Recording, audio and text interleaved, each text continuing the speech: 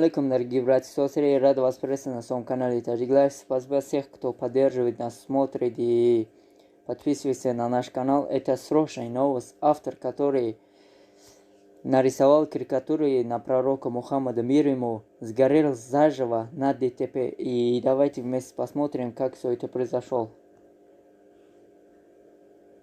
Художник Ларс Вилкс, рисовавший карикатуры на пророка Мухаммада, мир ему и благословение Всевышнего, погиб в автокатастрофе, которая произошла 3 октября на юге Швеции. Автомобиль, в котором находился 75-летний Вилкс, столкнулся с грузовиком, передает Радио Свобода. Художник и 2 охранявших его полицейских погибли. Водитель грузовика получил тяжелые травмы. Мы не можем пока сказать, как произошла авария.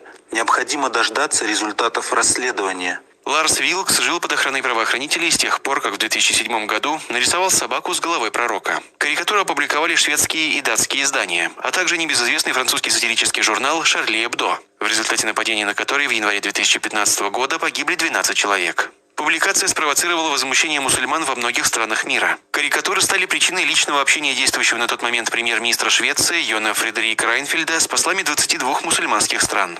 Вилксу начали угрожать убийством. Запрещенная в России террористическая организация Аль-Каида назначила за его голову награду в $100 000 и внесла в список главных врагов ислама. В 2010 году 2 мужчин пытались поджечь дом художника на юге Швеции. Во время лекции в университете Упсалы на него набросился один из слушателей, в результате чего художник был легко ранен. В США за участие в заговоре с целью убийства Вилкса была приговорена к 10 годам лишения свободы американка Колин Лароуз. При этом Вилкс утверждал, что у него нет политической позиции и что он не является расистом. Он продолжал утверждать, что нет ничего ценнее свободы человека, неотъемлемой частью которой является свобода слова. Художник также обещал, что никогда не перестанет рисовать, пусть даже это и осложняет его жизнь.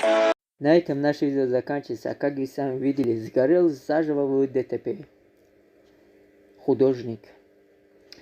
Хочу сказать одно. Оскорбить чувства верующих – это для него свобода слова. Как это понять? Это богохульство, а не свобода слова. Ни у кого нету права оскорбить какую-то религию. Ни у кого нету права. Но есть страны, которые поддерживают вот таких уродов. Есть страны, которые поддерживают вот таких людей. И таких людей поддерживают и предоставляют охрану. Вот таких людей.